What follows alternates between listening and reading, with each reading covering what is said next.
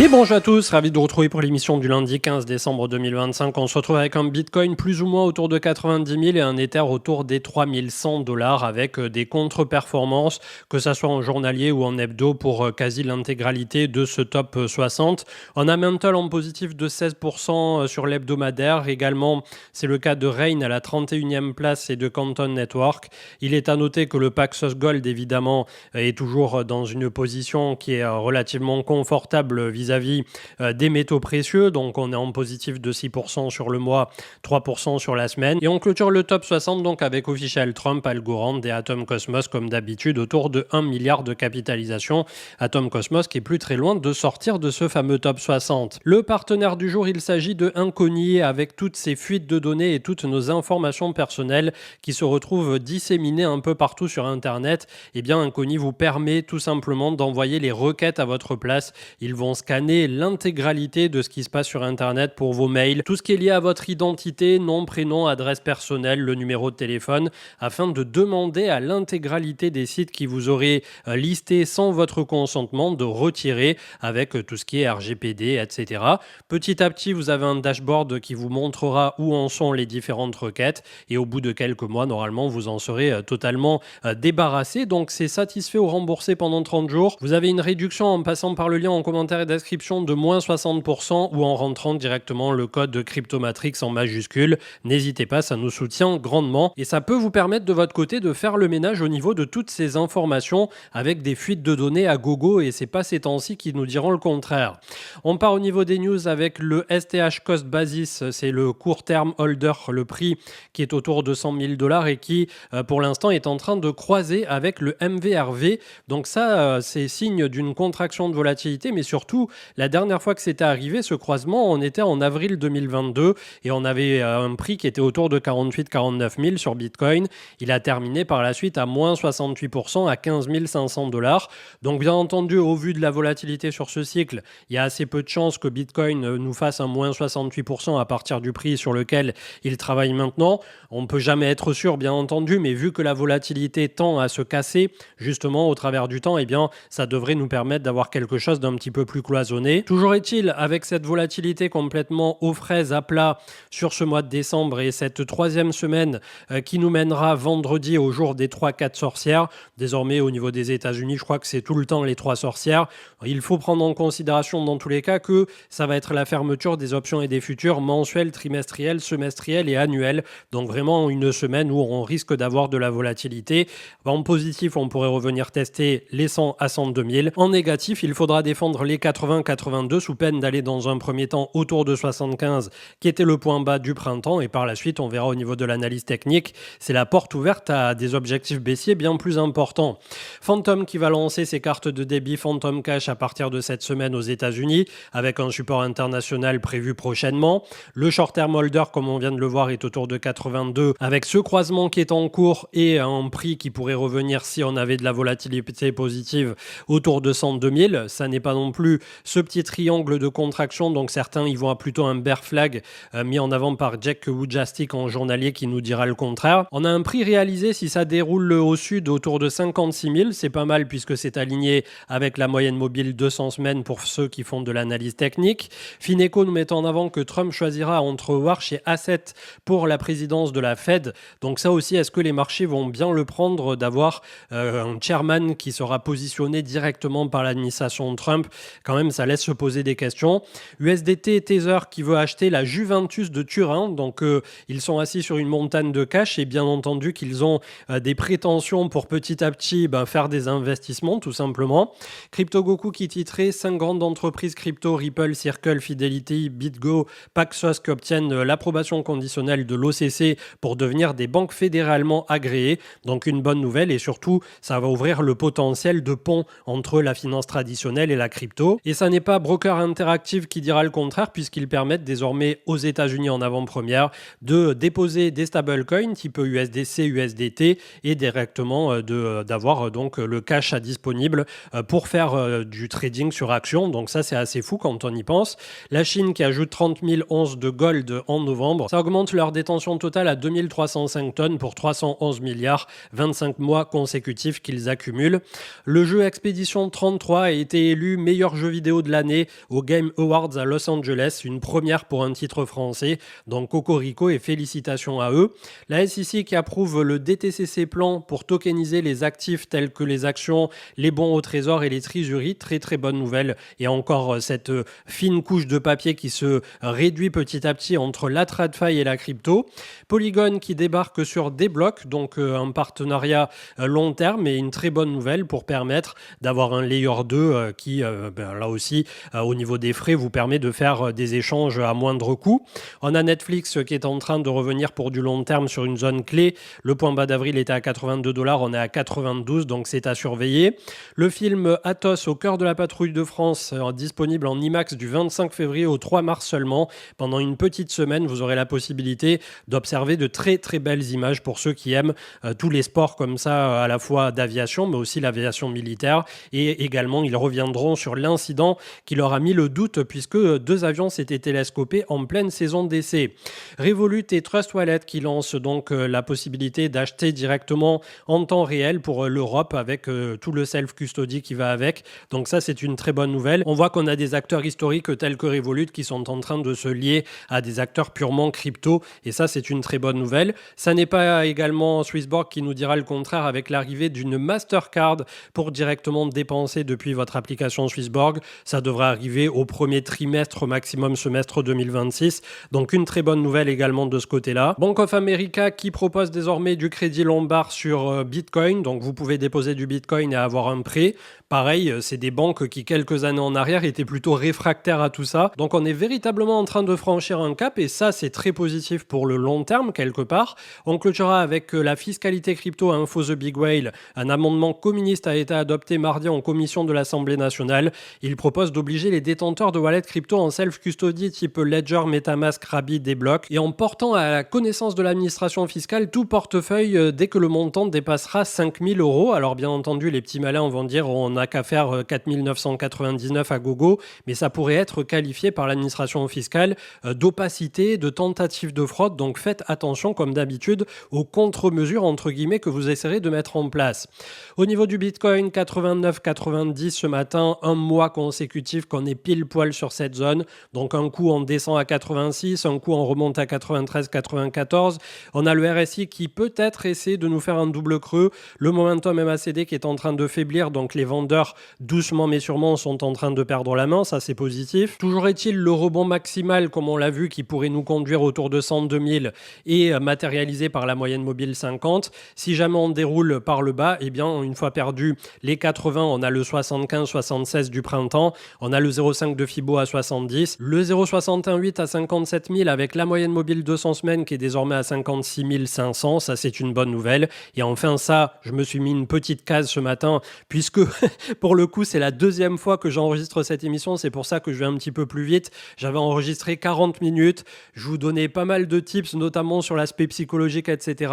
Là je suis en train d'enregistrer une émission d'un quart d'heure, 20 minutes en allant un petit peu plus vite parce que j'avais clairement pas la foi de refaire 40 minutes et surtout, vu que je fais du one-shot de mon côté, quand ça s'enregistre pas, je pourrais pas vous dire mot pour mot exactement ce que j'avais dit la première fois. Bref, on ferme la petite parenthèse. Donc toujours est-il, dans la première vidéo de 40 minutes, je vous disais, la dernière box qui va de 40 000 à 45 000, c'est la box Michael Saylor vend des bitcoins, panique à gogo, etc. Et comme également, j'en avais fait une conclusion sur cette première vidéo, si on venait autour de la moyenne mobile 200, aujourd'hui, ça ne fait qu'un moins 55% par rapport au top. Et si on vient dans la box de panique de Saylor, ça nous fait un moins 67. Donc ça en ferait un des bear markets les moins traumatisants qu'on ait connus d'histoire de Bitcoin, puisque les précédents, c'était moins 77, moins 85 et moins 89%. Le crypto total, c'est exactement la même musique que sur Bitcoin, 3000 milliards depuis un mois. Donc vraiment, c'est une zone clé, c'est une zone charnière et c'est le point haut de novembre 2021. Pareil, le momentum MACD est en train de perdre de sa force baissière. Ether 3140 points d'acceptation et également, j'en venais à la conclusion dans la première émission que vu le temps qu'on aura passé entre grossièrement ces 1400 $ et les 4 à 5000, je suppose qu'on aura mieux pour le cycle suivant avec là aussi une acceptation de prix, une volatilité qui malgré tout, même en mensuel, en trimestriel, en annuel, est en train de se casser. On a une volatilité qui petit à petit est en train de revenir à quelque chose d'extrêmement normé. Alors, bien entendu, comme d'habitude, je ne peux pas avoir une certitude parfaite que ça sera une résolution haussière et qu'on va faire quelque chose d'anthologie sur Ether, bien loin de là. La résolution négative serait qu'on se soit tous trompés du côté des altcoins et qu'on continue à avoir beaucoup trop de flux qui vont du côté du gold et de l'IA avec cet énorme trou noir à liquidité et donc les altcoins n'en profiteraient plus du tout. Je ne pense pas qu'on en soit déjà rendu là. Je pense que Bitcoin, entre-temps, nous aura rajouté quelques centaines de milliers de dollars dans les 10 prochaines années pour avoir un market cap qui viendra quelque part entre 5 000 et 10 000 milliards pour le crypto total. Mais en tout cas, c'est vrai que du côté des altcoins, même du côté de Ether, qui est la seconde crypto-monnaie du marché, on ne peut à ce jour avoir aucune certitude. Pas de grande tension pour l'instant au niveau du VIX, donc pour l'indice de la peur et de la volatilité aux États-Unis. Le S&P 500, c'est une double hésitation sur les 6 900 points. Donc pour l'instant, pareil, est-ce qu'on va faire un double top en hebdomadaire? On est un peu cloisonné, le marché crypto, au fait que le marché américain ne se mette pas d'un seul coup à descendre. Vraiment, ça serait le scénario le plus pessimiste pour nous, qu'on entame 2026 sur une belle descente. Le Nasdaq, exactement pareil, on n'est même pas revenu chercher les 26 130, donc attention par rapport au marché US. Le DXY pour le dollar qui bataille avec la moyenne mobile 20 autour de 98.3.4 et le gold qui, lui, nous fait le miroir inverse de ce qu'on peut observer sur bon nombre d'autres marchés, y compris nos bonnes vieilles cryptos avec une envolée lyrique à nouveau. 4344, on a un ATH quasi à 4004, donc je suppose que là, courant 2026, on pourra très certainement voir un gold venir chercher les 5000 $ l'once. Côté Treasury Company et actions liées aux cryptos, on a des moins 10 à Gogo, Hut 8, Wolf, Galaxy et on a Coinbase qui tient un petit peu mieux que les autres à moins 0,58, donc pour l'instant bloqué entre moyenne mobile 100 et moyenne mobile 50. Coinbase qui avait reculé d'un bon 90-95% au bear market précédent, donc bien entendu qu'elle devrait moins baisser sur ce coup-là et surtout désormais qu'elle est capitalisée suffisamment et qu'on a BlackRock à la table puisque Coinbase, rappelons-le, fait le pont principal entre tous les ETF pour délivrer les bitcoins physiques au spot, au comptant.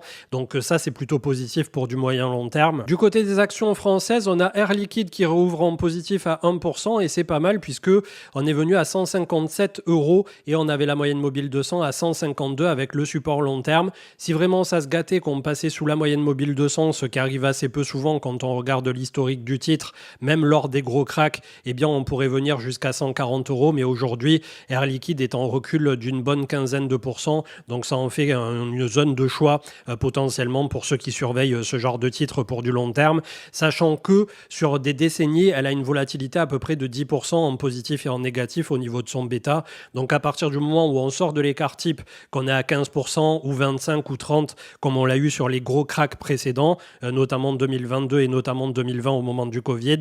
Voilà, c'est des moments charnières qui sont intéressants. De même, n'oublions pas que pour Air Liquide, si vous choisissez de passer au nominatif, que ça soit sur des banques en ligne type Boursorama pour ceux qui sont en France, vous pouvez directement demander à passer au nominatif, ou bien si vous achetez vos actions chez Air Liquide, vous avez toutes les 10 actions tous les 1 ou 2 ans, une action offerte et vous avez également 10% de bonus sur le dividende. Donc voilà, ça représente ni un conseil ou une incitation à l'investissement bien entendu, mais j'aime bien ce genre de titres qui sont considérés comme le bon père de famille de PEA. Quand on prend un plan à épargne action, la plupart du temps, c'est rare qu'on n'y voit pas justement du Air Liquide. Peut-être à tort, puisque la performance passée ne présage pas du futur, mais en attendant, voilà, ça reste des dossiers qui sont quand même depuis des décennies et des décennies relativement solides. Du côté des altcoins, on a AAV qui est plutôt en forme à court terme, à ceci près que si l'action de prix depuis il y a un mois, le point bas autour de 150 $ nous conduit à 200 avec moyenne mobile 20 et 50 autour de 245 $ et un point haut entre 335 et 400 $. Le statu quo pour l'instant, c'est un peu la discorde qui anime donc AAV Lab avec derrière tout le core team, on va dire Stani qui se considère CEO, etc. Donc il voudrait créer de AAV quelque part une entreprise et que ça soit considéré tout comme.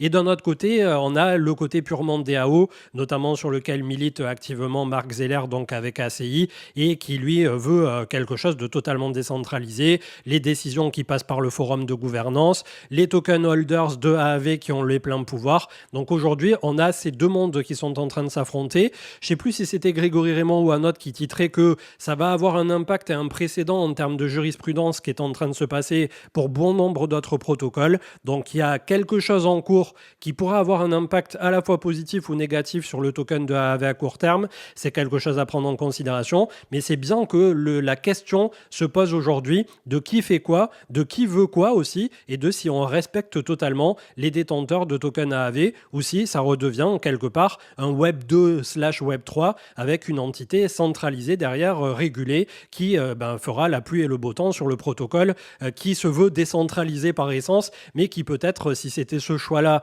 qui était fait à la fin, ne serait pas si décentralisé que ça. Donc comme vous l'aurez compris, sur cette semaine où vendredi on aura le jour des 3-4 sorcières avec des expirations de futurs et d'options mensuelles, trimestrielles, semestrielles et annuelles, ça va être une semaine placée sous le joug de la volatilité et on pourrait avoir donc pas mal de surprises. Donc attachez votre ceinture, profitez. Si on remonte autour de 100 000 $, et bien tant mieux, et il y en a, je pense, qui vont continuer de s'alléger sur cette zone.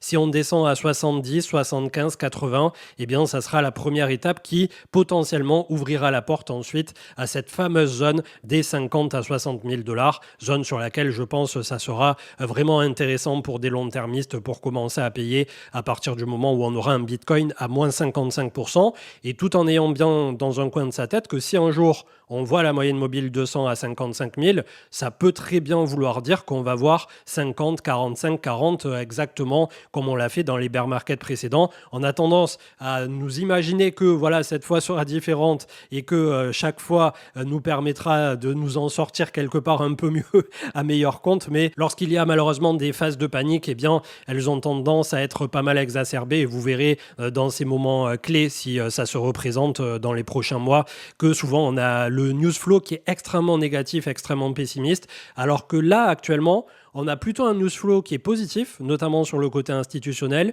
mais le prix qui ne fait plus rien. Donc ça veut potentiellement dire que derrière, on va rebondir si jamais justement on vient faire le Dead Cat Bonds et chercher les fameux 100 000 $.